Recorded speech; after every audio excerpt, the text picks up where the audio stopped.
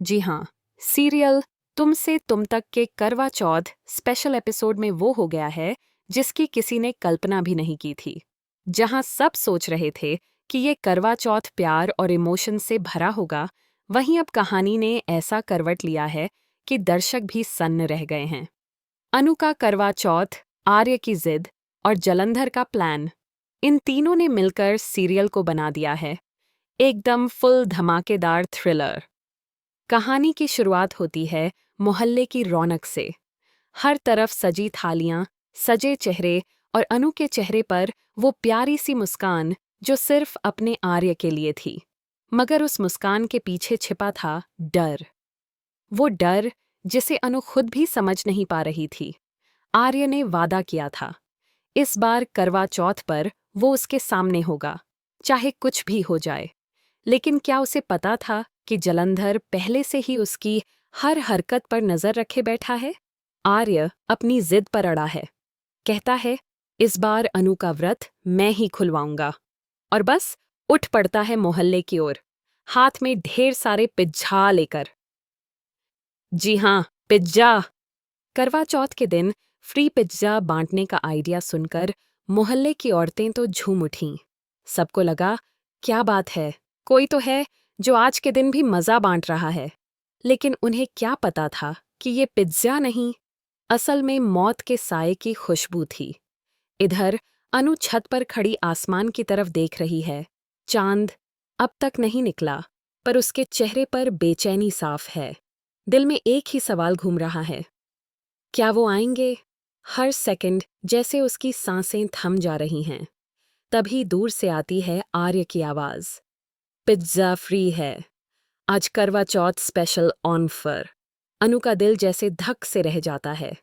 वो पलट कर देखती है और वहां है आर्य। वही मुस्कान, वही शरारती अंदाज और वही पिज्जा बॉक्सेस जो अब किसी खुशखबरी से कम नहीं लग रहे। दोनों की आंखें मिलती हैं। हवा में कुछ पल के लिए सन्नाटा छा जाता है। अनु के चेहरे पर खुशी और गुस्से का मिला जुला भाव। अब आए हो? आर्य बस मुस्कुराता है, लेकिन जैसे ही दोनों एक दूसरे के पास आते हैं, वैसे ही एक साया झिलमिलाता है। गली के कोने में खड़ा जलंधर का आदमी, हाथ में पिस्तौल और आंखों में नफरत की आग। फोन पर जलंधर की ठंडी आवाज आती है, गोली चलाओ। और तभी धायां, गोली चलती है। सब कुछ रुक जाता है। हवा में बस गूंजती है अनु की चीख। लेकिन क्या सच में गोली आर्य को लगी, या अनु ने फिर से किस्मत को मात दी? क्या इस बार प्यार जीत पाएगा या नफरत फिर से अपना रंग दिखाएगी?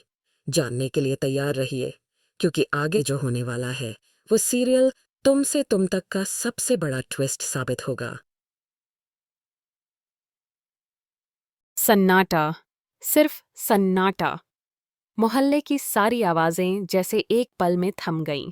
हवा में बस धुएं की हल्की सी गंध और जमीन पर गिरा एक पिज्जा बॉक्स जिससे अब कोई खुशबू नहीं आ रही थी।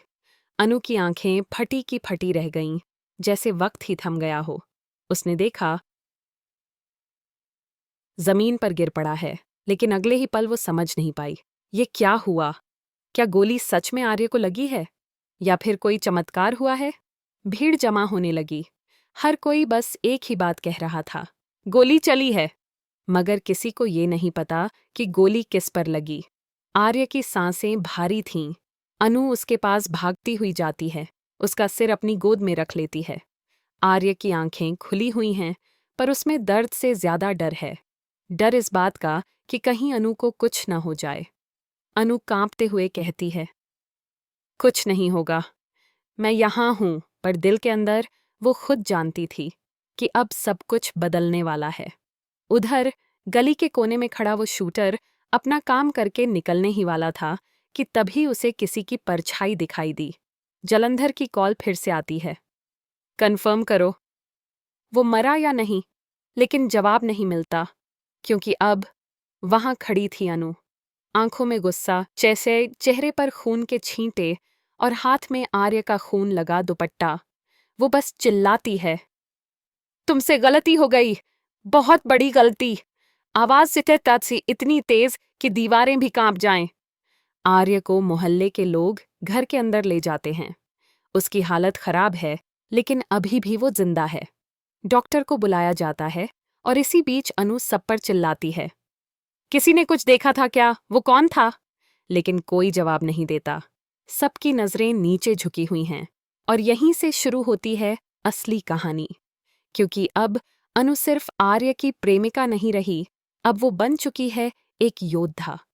दूसरी तरफ जलंधर को जैसे यकीन नहीं हो रहा था कि आर्य बच गया है। वो अपने लोगों पर गुस्से में चिल्लाता है, उसे खत्म करो, इस बार कोई गलती नहीं होनी चाहिए।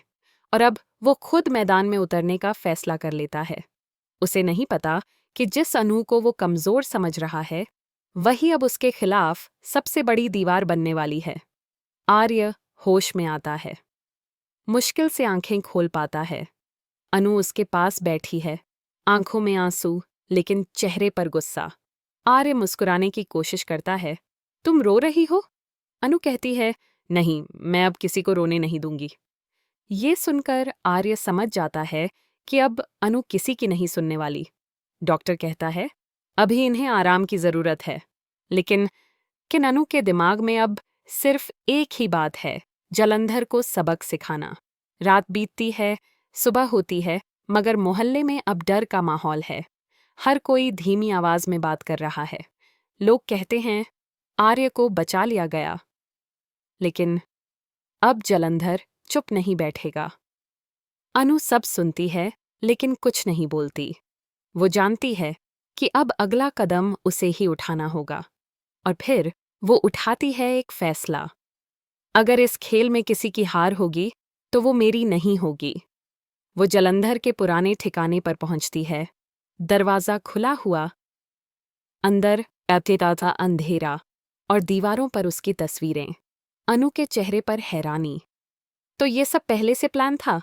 तभी पीछे से आती है किसी की परछाई। वो पलटती है और सामने खड़ा है जलंधर। चेहरे पर वो वही घमंडी मुस्कान। आ गई तुम? मैंने सोचा था डर के भाग जाओगी। अनु बिना झिझक कहती है, डर मुझे नहीं, तुम्हें होना चाहिए। जलंधर हंसता है।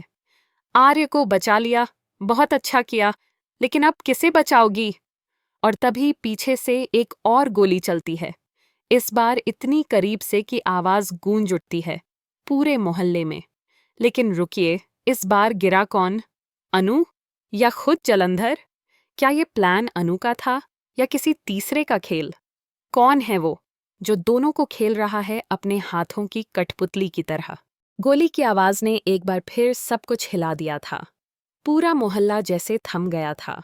कोई समझ नहीं पा रहा था कि अब किसकी सांसें रुक गईं और किसकी किस्मत ने पलटी मारी है।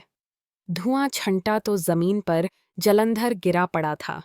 उसके हाथ से पिस्तौल दूर जा गिरी थी और सामने खड़ी थी अनु। आंखों में खून उतर आया था, लेकिन दिल में अब भी वही प्यार जल रहा था जो आर्य के लिए था। उसके हाथ कांप रहे थे, मगर चेहरा पत्थर बन चुका था। सबकी निगाहें बस उसी पर टिकी थीं। किसी ने सोचा भी नहीं था कि वो अनु, जो कभी करवा चौथ पर आर्य के लिए चांद देखती थी, आज उसी आर्य के लिए मौत से लड़ने की हिम्मत दिखाएगी। आर्य वहां पहुंचता है, लंगड़ाते हुए, जख्मी लेकिन जिंदा। जैसे ही उसकी नजर अनु पर पड़ती है, वो घबराकर चिल्लाता है, अनु, ये तुमने क्या कर दिया? अनु धीरे से कहती है, जो करना जरूरी था वही किया। अब किसी को तुम्हारे बीच नहीं आने दूंगी। लेकिन आर्य जानता है कि ये कहानी यहीं खत्म नहीं हुई, क्योंकि जलंधर भले ही जमीन पर पड़ा है, उसकी आंखें अब भी खुली हैं। उनमें वो नफरत की आखिरी चमक है खिकी है। वो हंसता है, खून से लथपथ चेहरा ऊपर उठाकर कहता है, तुम दोनों सोचते हो ये खत्म हो गया? खेल तो अब शुरू हुआ है। इससे पहले कि कोई कुछ समझे, जलंधर के फोन पर कॉल आती है, किसी अनजान नंबर से।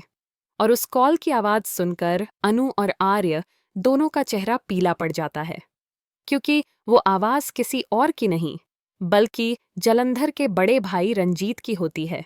रंजीत की आवाज ठंडी और डरावनी।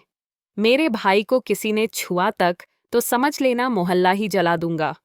और उसी पल अनु समझ जाती है कि अब ये लड़ाई सिर्फ आर्य और जलंधर की नहीं रही। अब ये जंग बन चुकी है सिस्टम के खिलाफ, डर के खिलाफ। और उस बदले के खिलाफ जो कभी खत्म नहीं होता। घर लौटते वक्त अनु खामोश थी। आर्य बार बार कह रहा था, हमें यहाँ से निकल जाना चाहिए, लेकिन अनु बस चुप। उसकी आंखों में एक तूफान चल रहा था। वो जानती थी कि भागने से ये खेल खत्म नहीं होगा। अब उसे ही इसे खत्म करना होगा। करवा चौथ का वो सिंदूरी व्रत, जो उसने आर्य की लंबी उम्र के लिए रखा था, अब एक प्रतीक बन चुका था, नारी की शक्ति का, उसकी आग का और उसके संकल्प का। वो धीरे से आर्य का हाथ पकड़ती है और कहती है, इस बार मैं किसी का इंतजार नहीं करूंगी। इस बार वो लोग डरेंगे जो हमें तोड़ना चाहते हैं। अगली सुबह अनु अकेले निकल पड़ती है। मोहल्ले की गलियों में अब भी फुसफुसाहट है। कल रात जलंधर मरा या बच गया, लेकिन कोई सच्चाई नहीं जानता। पुलिस भी पहुंच चुकी है, रिपोर्टें दर्ज हो रही हैं, लेकिन अनु गायब है। आर्य बेचैन होकर उसे ढूंढता है, हर जगह पूछता है। तभी उसे एक पुरानी फैक्ट्री में से आवाज आती है, आ गए तुम। वो दौड़कर अंदर जाता है और वहां देखता है अनु, एक टेबल पर रखे फाइलों, फोटो और मोबाइल रिकॉर्डिंग्स के बीच। अनु मुस्कुराती है और कहती है, ये सबूत हैं, जलंधर ही नहीं, उसका पूरा नेटवर्क खत्म करने के लिए। आर्य हैरान, तो तुमने पहले से सब जान लिया था? अनु कहती है, हाँ, करवा चौथ की रात मैं सिर्फ आर्य की प्रतीक्षा नहीं कर रही थी, मैं जलंधर की चालें भी देख रही थी। वो जितना बड़ा गैंगस्टर था, उतनी ही बड़ी गलती कर चुका था, मुझे कमजोर समझकर। दोनों मिलकर सबूत पुलिस को सौंपने की सोचते हैं, लेकिन तभी दरवाजा जोर से बंद हो जाता है। बाहर से आवाज आ दिया, बहुत बड़ी भूल की तुमने, अनु। वो रंजीत है, जलंधर का भाई, और अब वो अकेला नहीं, बल्कि अपने लोगों के साथ आया है। फैक्ट्री के अंदर फायरिंग शुरू हो जाती है। चारों तरफ अफरा तफरी मच जाती है। आर्य अनु को पीछे धकेलता है, तुम निकलो, मैं रोकता हूं। पर अनबिका हुआ। अनु पीछे नहीं हटती। वो कहती है, अगर किसी को जाना है तो हम दोनों जाएंगे, या फिर कोई नहीं। दोनों मिलकर बाहर निकलने की कोशिश करते हैं, लेकिन रंजीत और उसके आदमी चारों तरफ से घेर लेते हैं। हर तरफ सिर्फ आवाजें, गोलियों की, चीखों की और उस आखिरी सांस की जो किसी के सीने में अटक गई हो। लेकिन तभी अनु कुछ ऐसा करती है जिसकी किसी को उम्मीद नहीं थी। वो फैक्ट्री की गैस पाइपलाइन खोल देती है और लाइटर जलाकर कहती है, अब खत्म होगा सब। रंजीत हंसता है, तुम खुद को उड़ाना चाहती हो? अनु ठंडी मुस्कान से जवाब देती है, नहीं, मैं उस डर को मिटा रही हूं जो तुम जैसे लोगों ने औरतों में भर रखा है। और अगले ही पल धमाका, फैक्ट्री में आग लग जाती है। धुआं, आग और बस चीखों की गूंज। मोहल्ले से दूर लोग बस एक लाल रोशनी देखते हैं और कहते हैं, कुछ तो हुआ है। कई घंटे बाद जब पुलिस वहां पहुंचती है, सब राख में बदल चुका होता है। लेकिन एक बात रहस्यमय थी, वहां न अनु का शरीर मिला, न आर्य का, बस एक सिंदूर की डिब्बी और एक आधा जला पिज्जा बॉक्स। लोगों के बीच अब एक ही कहानी चलती है, वो दोनों जिंदा हैं, कहीं दूर, किसी नए नाम से, किसी नई शुरुआत के साथ।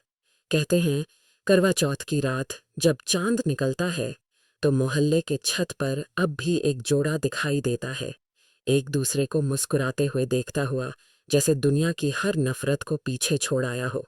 तो बताइए, क्या ये प्यार था या बदला? क्या अनु सच में मरी थी, या उसने बस जलंधर और रंजीत को उनके ही खेल में फंसा दिया? क्या तुमसे तुम तक की ये कहानी यहीं खत्म हुई, या अब शुरू होगा इसका नया अध्याय?